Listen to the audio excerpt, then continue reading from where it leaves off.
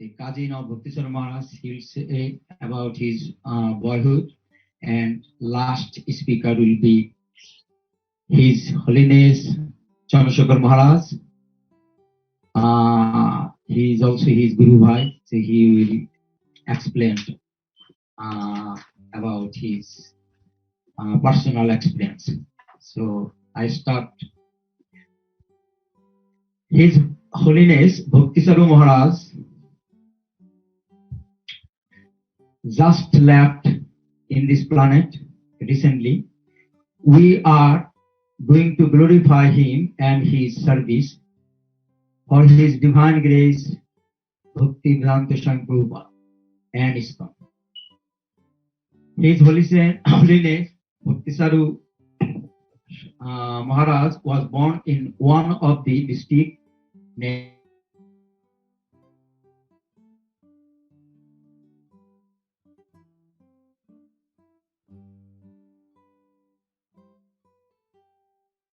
and his mother's name was Srimati Chinmoyi Devi Dashi.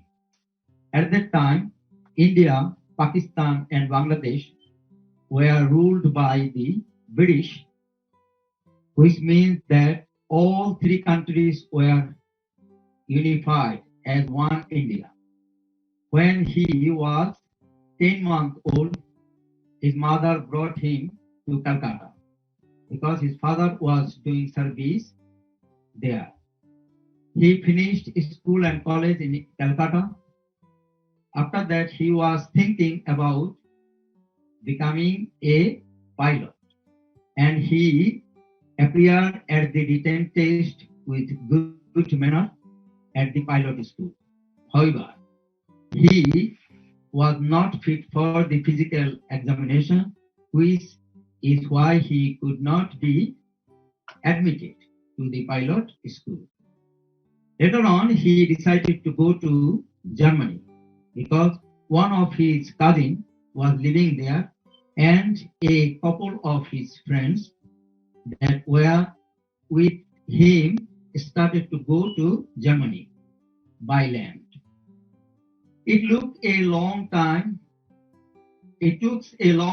to go there, but finally they reached there through lots of troubles.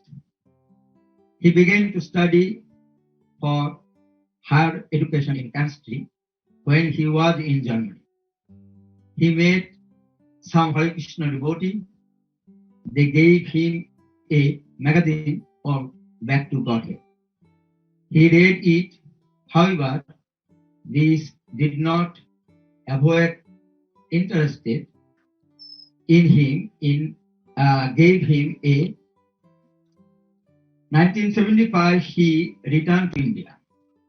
His mind was very frustrated. He began to think of what he wanted to do in his life.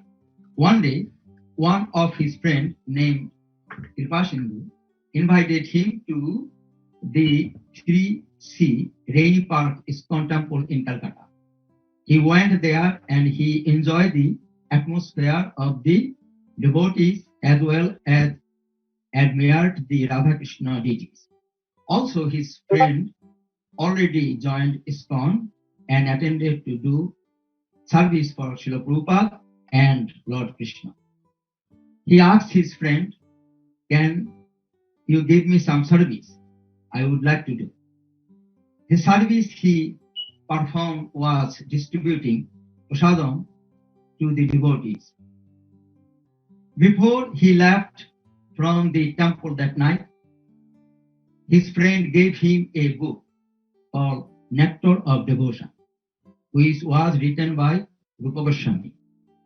Upon receiving it, he finished the book within 3 days, and as a result, he was thinking that he needed a perfect guru to lead his spiritual life. He asked his friend that he would like to meet Srila Prabhupada because he was the founder of Chandra for the International Society for Krishna Consciousness. His friend told him that if he wanted to meet Srila Prabhupada, he had to go to Mayapur. So the next day, he went to Mayapur and he went to the temple, and he was very amazed at how Western devotees were able to recite the Bhagavad Gita beautifully. He was he was astonished at how Western devotees were following our culture and singing and dancing without any tension or fearfulness. He really liked this atmosphere, and consequently, he decided to remain in this temple. And after the program, he spoke to a couple of devotees that he would like to join this talk. The devotee advised him that if he wanted to join, he has to shave his head and wear a dhoti and kurta. Also, he has to wear tilak. That night, he stayed in the temple, and the next day, he went to the barber shop and shaved his head. Then he bought a kurta and dhuti, and he returned back to the temple. Everybody welcomed him, and he started to do service for Srila Prabhupada and ISKCON. His first service was that he has to buy all kind of material to build the temple called Chandra Mandir. He was very anxious to meet Srila Prabhupada, and he was chanting and was doing all kind of service and attending all the programs. Finally, he heard that Srila Prabhupada was coming to join Kumbh Mela. He asked Bhavananda Maharaj if he can go to meet Srila Prabhupada at the Kumbh Mela. Bhavananda Maharaj gave him permission, and he went with a devotee to meet Srila Prabhupada. He was very eager to meet Srila Prabhupada. ISKCON built temporary tents near the Kumbh Mela, and Srila Prabhupada was staying in one of the tents. He went to meet Srila Prabhupada during the daytime at where he was staying, but the devotee guard said that Srila Prabhupada was not giving darshan now, and that he will have to wait until the afternoon. He was a little upset at this as he was coming back to his tent. At that time, he saw Bhavananda Maharaj carrying some stuff for Srila Prabhupada. He asked Bhavananda Maharaj if he could carry some stuff, and Bhavananda Maharaj accepted this request. And so now Bhavananda Maharaj and Bhakti Charu Maharaj were coming to see Srila Prabhupada. At that time, the devotee guard did not stop him because he was coming with Bhavananda Maharaj, and Bhavananda Maharaj was in charge of the entire program. Upon coming to Srila Prabhupada's room, Bhavananda Maharaj introduced Bhakti Charu Maharaj to Srila Prabhupada.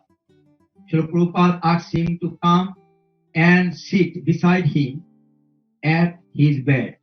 Bhakti Charu Maharaj was very hesitant to do this because he wanted to sit on the floor. Srila Prabhupada said no, and that he had to come and sit beside him. From that day, he began servicing Srila Prabhupada, and the first service he gave him was to reply to all the Bengali letters, because at that time so many people sent letters to Srila Prabhupada and ISKCON in order to know of the organization. He very sincerely did that service, and Srila Prabhupada was very pleased with him, with his service. After that, Prabhupada appointed him as a Secretary of Indian Affairs. He was doing that service very nicely. Srila Prabhupada then gave him the service of translating the English Bhagavad Gita to Bengali. He was doing that very nicely. Srila Prabhupada was very pleased with his service. He also appointed like a personal cook. Because Prabhupada was Bengali, he was a Bengali, so he can cook some Bengali food for Srila Prabhupada. One day, Bhakti Charu Maharaj was asking Srila Prabhupada if he would accept him as his disciple, and Srila Prabhupada accepted him. From Kishore Das, whose name he received from his parents, he became known as Kirtsura Gopinath Das. He gave him double initiation. Same time. Double initiation means Pranam initiation and Brahmanical initiation at the same time. My personal opinion is that Bhakti Charu Maharaj is one of the very fortunate person who received double initiation from Srila Prabhupada at that time. From then on, he was doing whatever service Srila Prabhupada asked him to do. Now, Srila Prabhupada decided to give him sannyas initiation. But some senior devotees were a little disappointed because Bhakti Charu Maharaj had just joined the movement and he received double initiation at same and early time. But Srila Prabhupada gave him sannyas initiation anyway. My personal opinion also is that Bhakti Charu Maharaj carried on Srila Prabhupada trust on him until he left from this planet and went back to Srila Prabhupada and back to Godhead. Now I'm going to say something personal experience with him. First, I met him at the Long Island ISKCON Temple in 1989 when he became a GBC of Long Island Temple as well as chairman of the GBC World Committee. My god brothers Narottam Guru Das and I were living at the Long Island Temple that time. We asked him if we could take him for a walk at the Jones Beach. Right after Mangalarati, he went with us and we had a conversation about the future of the Long Island Temple and the future of ISKCON. Secondly, I met him at the Brooklyn Temple when the Ritti group of Long Island Temple appointed me as an acting temple president. When he was leaving the Brooklyn Temple, I invited him to come to Long Island Temple to give a lecture. He said that this time I don't have time. In future I might. And he thanks us for coming to the program and he left. Third, I have seen him at 26 2nd Avenue in Manhattan, New York City, where Srila Prabhupada started the Hare Krishna movement, 1966. He was giving a class and he asked devotee if anybody had any questions. I raised my hand and I asked him in front of the devotees, when and how did you join and get initiation? He was so kind to me and explained the entire process that day. The next day, Mahaksha Prabhu and I went to personally see him at the apartment of Priya Krishna Prabhu in Manhattan, New York City. But we went a little late and he was ready to leave with a couple of his Australian female devotees. I gave him obeisances and a small donation. He asked me how am I and how is my family. Then he left. The last time I saw him was at the Rath Yatra festival at the Washington Square Park in Manhattan, New York City in 2019. My god brother Narottam Guru Das, and I were passing by him, and we saw that he was talking with a lot of his disciples and well-wishers. So we did not go to give him obeisances.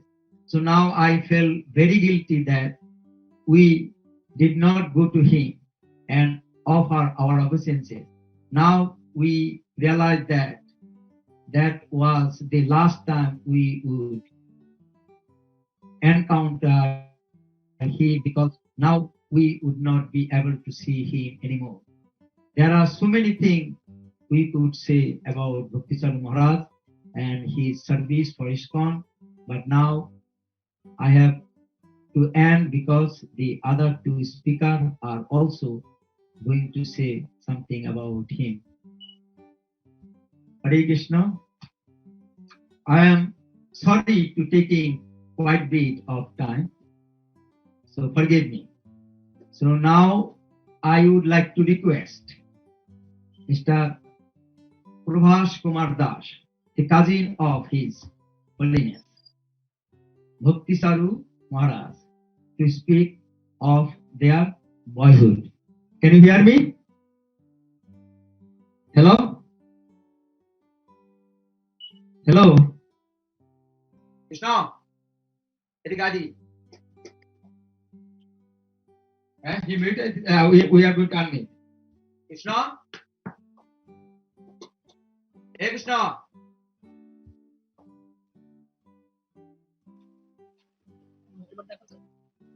Hello? Yeah. Can you hear me? You can hear me now? Yes, we can hear you. Yes. Hare Krishna, Hare Krishna. Krishna Krishna. Hare. Yeah. All right. Hello? Hello? My name is Pravas Das from New York. So I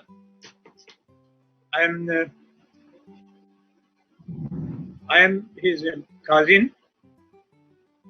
There's a Bhakti Charu Swami, and I am really very happy to I get the scope of saying something about my cousin from the Long Island ISKCON Society and Nirmal Babu. Thank you very much.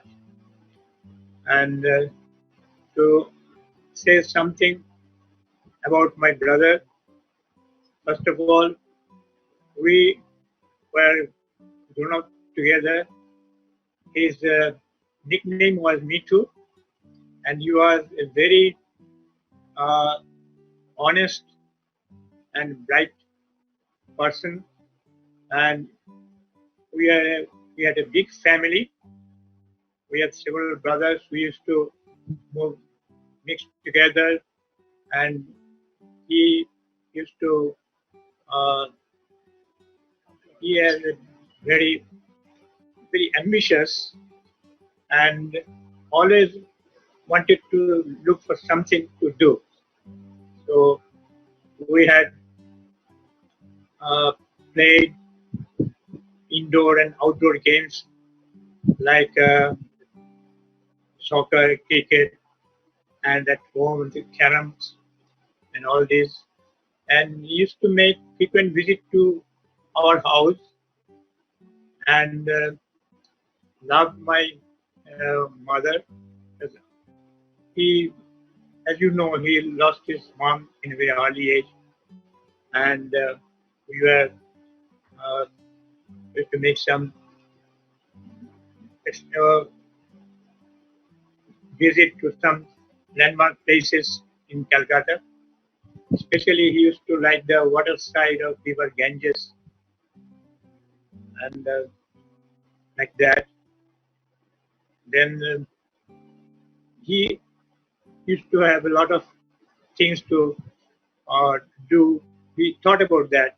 He discussed with me one day there, I'm thinking of joining the Air Force. I want to be a pilot. I said, well, that's a good idea. And later he went to the Flying Club of Calcutta for the training. And afterwards, I became busy with my college and other things. He was also got busy with that. And we were not in real communication for some time. And then one day we were thinking of him, and then my mom said that I don't hear about from him what happened. So then we had some communication with the ISKCON in Calcutta, and we came to know that he joined ISKCON. That's fine.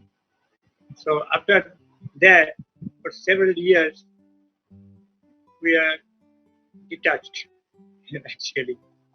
And one fine evening of Janmashtami, we all sitting in front of the televisions, me, my brothers, sisters, my mom, and all of a sudden, when the program started, we saw in the TV screen, it is him. Bhakti, he was, my mom then said, oh, this is Nitu. Yeah. And he was explaining about Bhagavad Gita, and we are so happy to see him on the TV, and he is totally changed person. He was our brother, but now he is a guru, I should say, whatever. And then the time passed by like that, and we were, I actually no communication, whatever, because everybody is busy with that. And after some years, I came to USA with my family. My elder brother, Dr. Das, was already in New York. So we were here, and one day we got the news that he is coming to New York. So that time my brother and my sister, they were visiting us in New York. So we asked for we get the information of which day he is coming. So we all went to the airport to meet him with my mom and sister and my brother, his wife, my family, everybody. And we are thinking that this is the old years he was our brother. Now, when he appeared at the gate in the airport, seeing him, we were so happy. We said, oh, look at this. My mom said, look at him. And he was surrounded by the devotees, and they didn't know who we are. But as soon as he saw my mom, he proceeded towards her and came to my mom and greeted her with a big smile in his face and talked to her. Then he turned towards the devotees, listen, he is my Mashi. He is my respected Mashi. And then we invited him if he can make time to visit our home. My mom also talked with him for some time, standing there in the airport. And thereafter, the devotees took him to the temple, I believe. And then we came back home. After a couple of days, he came to our house in my brother's house and in my house, and we passed very nice time with him. And we offered him. He just took some fruits. My mom said, "You have to take something." So I said, "Okay, give me some fruit." That's the nice memory I have in my mind. And uh, then my mom and my sister, they left for India, and sometimes passed by. And after that, maybe a couple of years or so, he came to New York again when we were making a movie on Srila Prabhupada, and met us again in New York. And that time also we passed very nice time with him, and my family was all very happy to get him among us. And that is the, but it is very, I cannot believe still now that he is no more within us. It's a great, great loss for me as a brother to me, and to you as your guru, and to the whole world of Krishna consciousness devotees might be very shocked and by the demise of this great personality. I pray to God that his soul rest in peace. We will miss him forever. Thank you. Hare Krishna. Hare Krishna, thank you very much for joining with us and tell about His Holiness Bhakti Charu Maharaj. Hare Krishna. So now we would like to hear from Chandra Maharaj. Maharaj, can you hear me? Yes. Yes, yes. So I thought some time, and I kind of meditated about speaking about Bhakti Charu Swami today. I was by chance looking over the internet, and I looked over some other devotees and their various offerings, because as some of you may know, Bhakti Charu Swami, he left this world on the 4th of July, and this is the end of July. So that's about 3 weeks ago or something on that order. And since then, if any of you have been following the ISKCON lines or the ISKCON videos or the ISKCON writings that have been coming out of the Zoom and other conferences in the GBC, you'll see that so many people have written some kind of eulogy for Bhakti Charu Swami. So many people. Practically all the GBCs wrote one or spoke one. All the major leaders of ISKCON have made some offering of their heartfelt hope for the future, for Bhakti Charu Swami's disciples, some heartfelt loss of Bhakti Charu Swami as losing one of the main team players. That was very important in ISKCON. And also recognizing some of his accomplishments. One of the things that seems like a persistent and quite common theme in various eulogies. Today I listened to a eulogy by Krishna Rupa, who is one of our Sabha members. She's from Australia, and she gave a nice talk about Bhakti Charu Swami. I don't know when this particular Zoom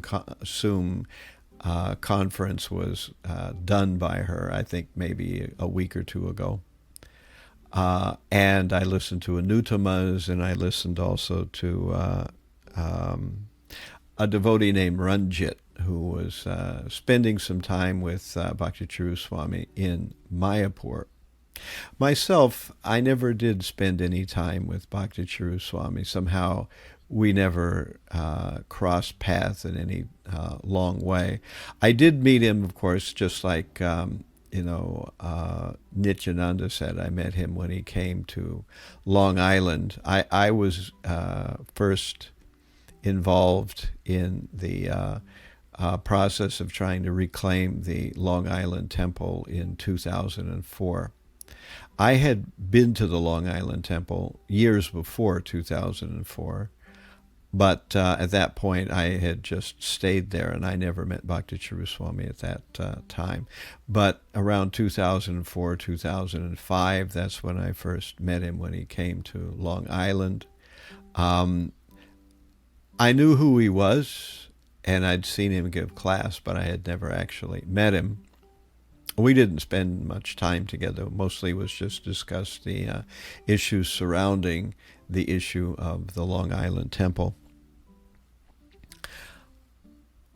One time I heard him give a class in the Brooklyn Temple, and I asked a question about the devotees of yore, the various people in Bhagavatam, and how their Sanskrit names seemed more like epithets rather than actual names. Even, people like Duryodhan and others.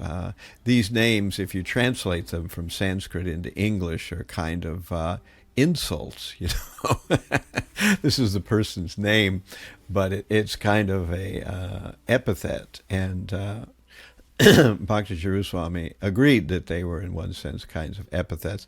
And maybe during the time when they were being part of the pastimes, they didn't really enjoy that name from everybody. That was just kind of the name that stuck with them. Like Hiranyakashipu, that's a name. It means someone who likes soft bed and women and gold. You can imagine how you would name somebody something like that. So doubtless he had another name that he was known as during the time when he was a great ruler. At any rate, the thing that everybody notices about Bhakti Charu Swami was, as Prabhupada once said, that if somebody would ask, how would we know one of your devotees? The answer would come back that he would be a perfect gentleman. And Bhakti Charu Swami was definitely the embodiment of that quality of being a perfect gentleman. He was able to deal with very complex, at least from what I saw, which wasn't much. I didn't have much interaction with him. Mostly Bhakti Charu Swami was active in India.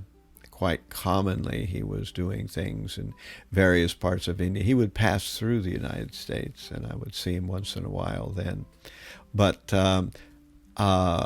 that's why we didn't cross paths, because on the other side of the coin, I'm not active at traveling as most sannyasis are, so I'm mostly in the United States, and therefore I didn't spend much time with him other than when he passed through.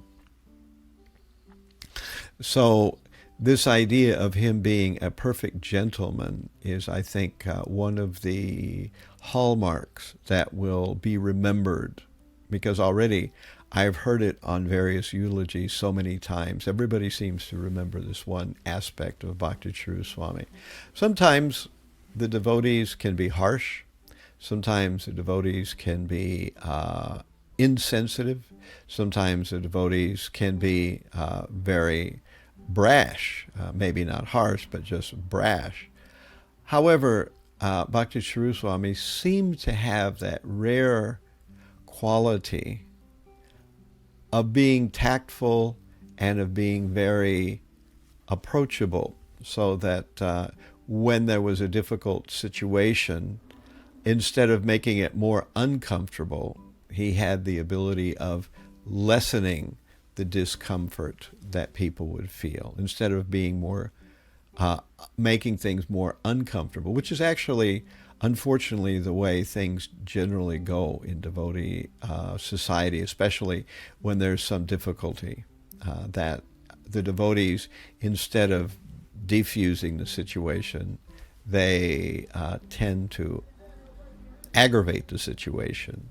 But Bhakti Charu Swami was the other way. He was able to bring things to a nicer conclusion. Even the one time that I really saw him in action was, of course, a time which some of you might remember in Radha Govinda Mandir, when ISKCON made the formal pronouncement that the temple president had been removed, and that there was a new organizational body in charge of the temple, even though legally that had not been established at that time in United States courts. The pronouncement was made, and it was a very tense moment with a lot of very emotional and strong feelings on both sides. But I didn't see him feel uncomfortable. He said what he had to say, and he did not, make any nasty comments or any loud and arrogant comebacks. As a matter of fact, he glorified the president who was being removed. But he was bringing the news that, in fact, he had been removed. And that was one time when I saw really how it was possible for him to be in such a situation where many people were saying awkward and gross things. And there was also responses that were awkward and gross. And so he didn't participate in that. And I think he helped to blunt the most difficult interchange probably of the entire episode. This was a very tense and difficult time in our New York temple, Brooklyn temple history. And even though it's basically about, what's it been, about a year ago or something like that, or thereabouts, maybe it was a year and a half ago actually, that this occurred. It was a situation that could have led to a real long period of antagonism and blood, from emotional trauma. And of course, to some extent, that did happen. It's not that everything was hunky-dory. However, Bhakti Charu Swami was the right person at the right place at the right time, and he managed to make it as inoffensive as possible. One thing that Anuttama said, which was on this same tone, was that he thought of Bhakti Charu Swami as a peacemaker, that Bhakti Charu Swami could bring peace where usually there was no peace. And he saw him in many instances in that light. I can see how a person would think of Bhakti Charu Swami as a peacemaker. It was interesting that I was listening to a little discussion by Ranjit, who was, I think, from Canada, and now he's in the USA somewhere, but at one point he was living in Mayapur. And he described that when he was first in Mayapur, he was given the duty of helping to be part of the building of Prabhupada's Pushpa Samadhi in Mayapur. Those of you who have been to Mayapur have seen it. It's a beautiful building. Of course, now it's completely dwarfed by the Temple of Vedic Planetarium.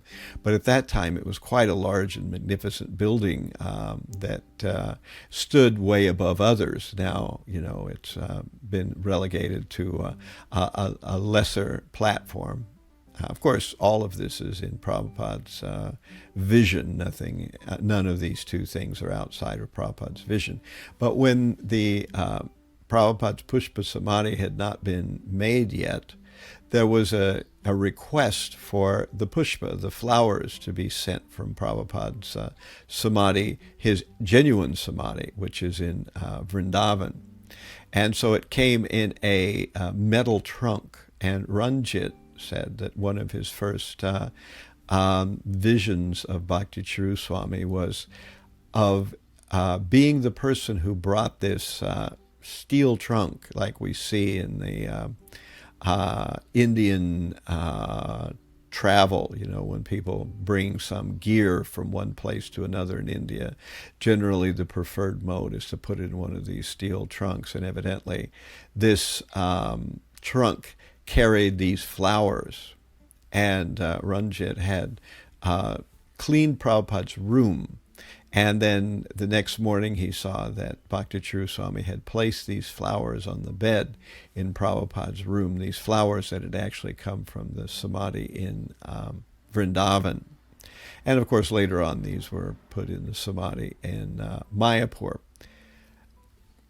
Another thing that I found interesting is that Ranjit said during that time, when he spent some months with Bhakti Charu Swami in India, that this surprised me quite a lot, that Bhakti Charu Swami, even though he was living in a rented group of apartments, which were, I believe, in Calcutta, and there were various people living on different floors. He said he was living on one floor, and Pancharatna and his wife were living on another floor, and Bhakti Charu Swami was living on the top floor. And during that time, every once in a while, this was before Bhakti Charu Swami had been given sannyas, so he was just like one of the regular guys, as Ranjit said. And Bhakti Charu Swami would arrange to cook for the devotees there in that area.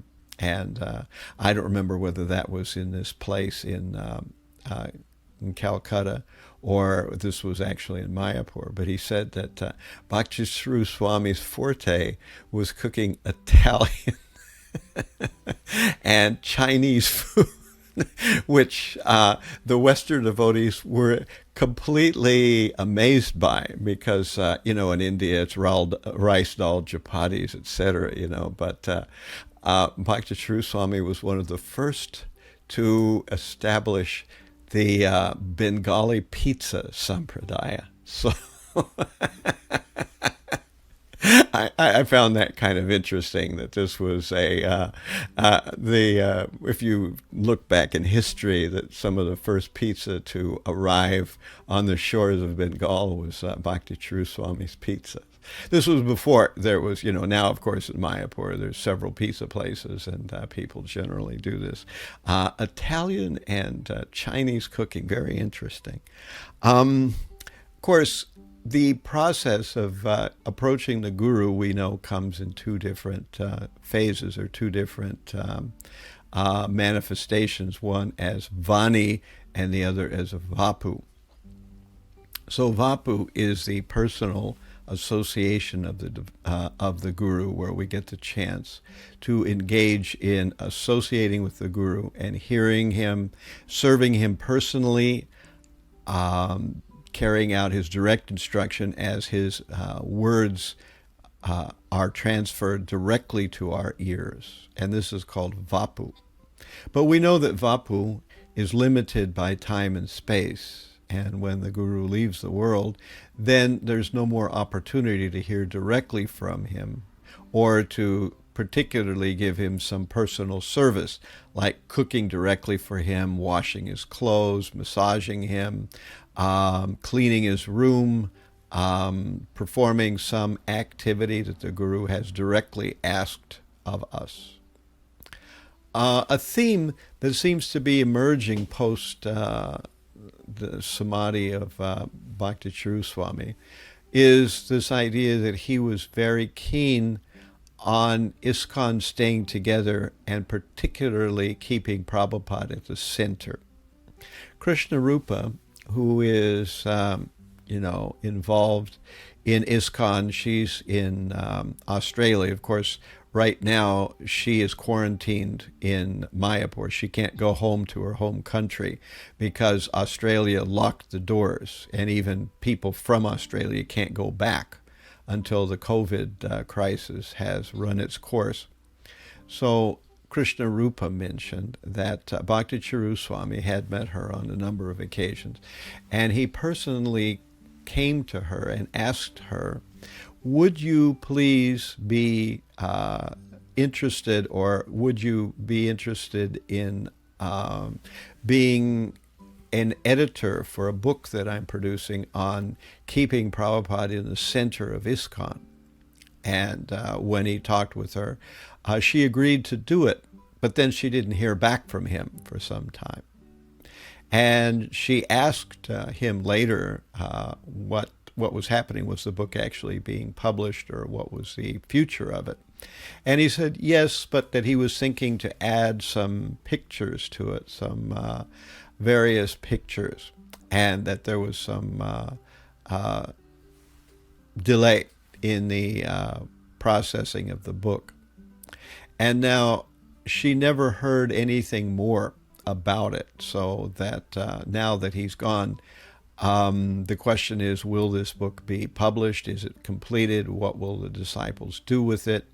But I think whether or not the book is published and how soon it becomes published, the key issue or the key idea to take away is this idea of being centralized around Prabhupada.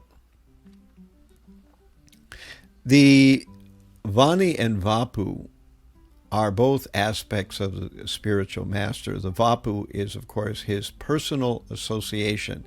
And once the guru is in samadhi, the guru has left this world, then that can never happen again.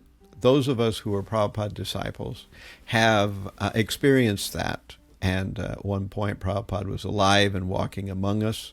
And then another point, he was no longer alive and walking among us. However, he is still present in his Vani, in his instructions. So a person who genuinely, wants to follow the guru must try to follow his instructions wherever they are. Prabhupada himself said, I never met my own spiritual master, Bhaktisiddhanta, more than 6 times at the max. So Prabhupada himself did not get very much vapu from his spiritual master, Bhaktisiddhanta. He said, but I have always tried to carry him in my heart. And in this way, I have tried to serve the mission of my spiritual master. In a eulogy given by Gopal Krishna Goswami, he mentions that at one time Prabhupada came from the United States to India, and he went directly to where the devotees were, I believe in Mayapur. And his godbrothers had commented that he did not go to the samadhi of Bhaktisiddhanta. And then Prabhupada replied that they do not know that I am always with my spiritual master. So to try to keep the spiritual master in the center, but at the same time to remember there's another center, and that center is A.C. Bhaktivedanta Swami. And this is going to be an interesting thing, because ISKCON is the first of a very new type of organization. Historically, if we look at the past, we see that organizations around a guru have been simple. There's a guru, and there's some disciples, and the disciples are around the Guru, and they follow the Guru. And before the Guru leaves, he appoints some one of his disciples or followers to be the next Guru. And then he leaves, and the focus and the service and worship go to the next person. And this is the basic Acharya system that has been in place for many, many centuries. But this system does not translate into a worldwide movement, because a guru and a handful of disciples, that's a very short-range thing. How will a handful of disciples conquer the world? Of course, in one sense they could, but there has to be some structure for that to take place. So the idea here is that ISKCON is a new kind of organization, an organization where there's not only the Acharya, the person who is your personal spiritual master, your Diksha Guru. There is also Prabhupada, who is the overarching Shiksha Guru for everyone who is within ISKCON, those in the ISKCON who took initiation from him, and those who took initiation from his disciples. And so it will go into the future. Those who take initiation from the disciples of his disciples will still be focused on the Shiksha of Prabhupada. And in the same token, since we are a worldwide movement, the spiritual master, whoever he is, whether he is second generation of follower of Prabhupada, third or fourth or fifth or whatever generation, must work together with the others of that same generation to keep ISKCON as a whole, as a functioning complete, not in some way creating some new offshoot. Now, this is particularly confusing in ISKCON, because we see Prabhupada did have to break himself off from the Gaudiya Math, although he is asking us not to do what he was forced to do. So, although we see Prabhupada, he attempted as much as possible to work with his godbrothers until it was obvious that they were not really cooperating with one another, and that they had no very deep interest in spreading spiritual life in the Western countries, until Prabhupada himself already had managed to do it, and then they believed that there was some possibility to.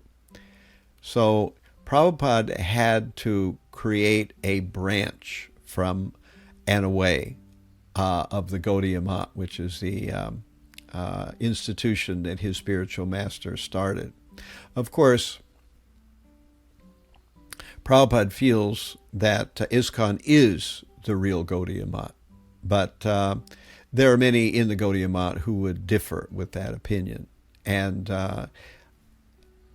there's no need to really get into the details there, but my point is that, however, Prabhupada does not want to see that happen within his own organization, that some smaller groups of disciples decide that our Guru knew something special, and therefore now, based on our special love or our special understanding of our own Guru, that we need to start a separate organization, or we need to do something in a very different way.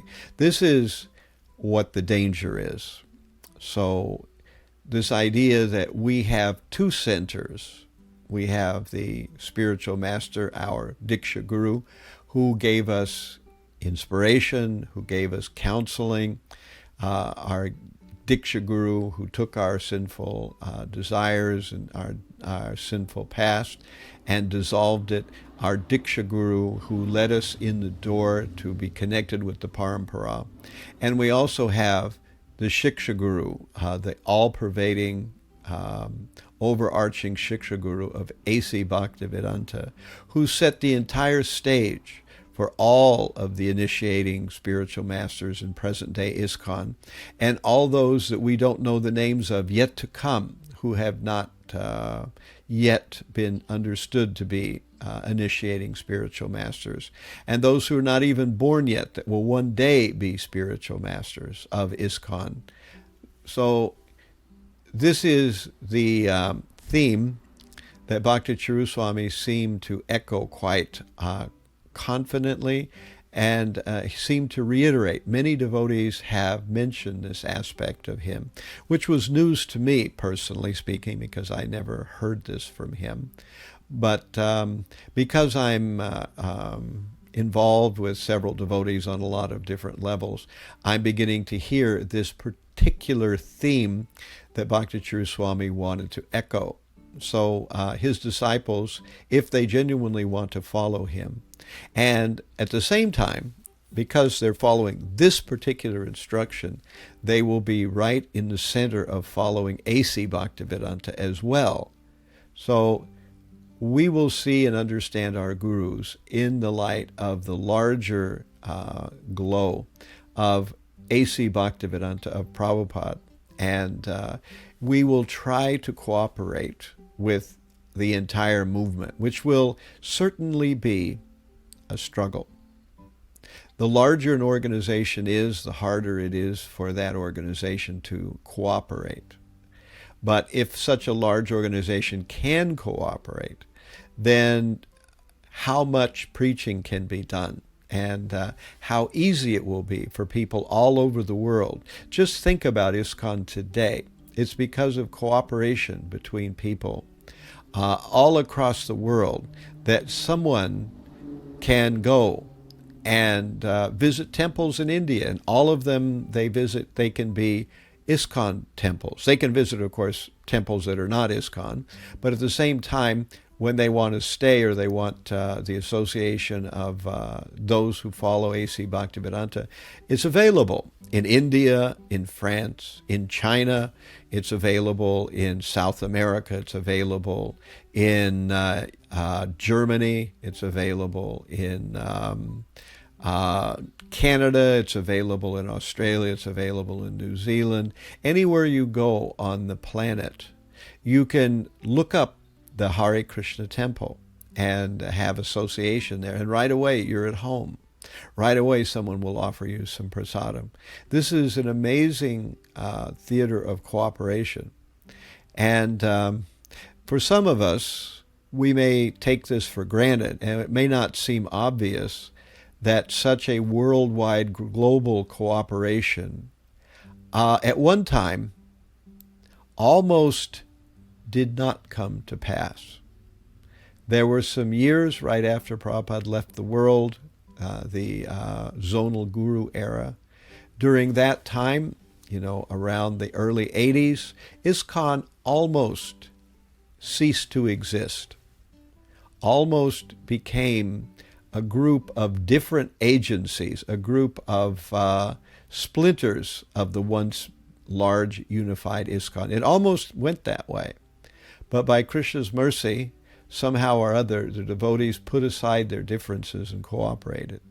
And today, many of you may not have even been aware of the fact that there was a period of time where ISKCON almost did not walk into the future as a whole single entity, but rather became a group of small minor entities, much as the Gaudiya Math is today. So the idea of working within ISKCON means that we get inspiration, we hear from our guru, we learn maybe what our service is, but at the same time we look at the larger picture. We are part of a larger body. We are part of an administration.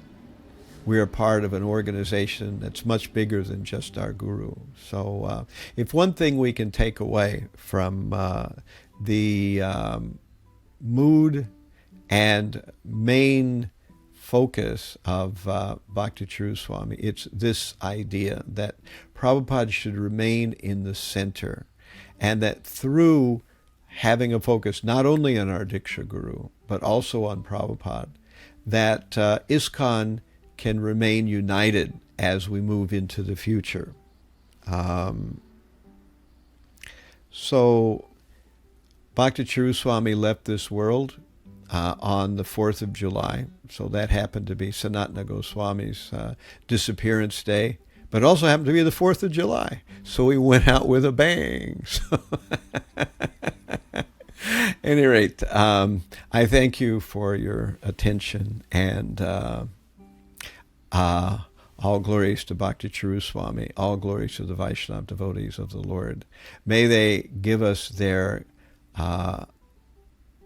inestimable mercy that will help us to become somehow or other dear to Krishna and purified of our material background desires to be able to go back to the spiritual world. Hare Krishna.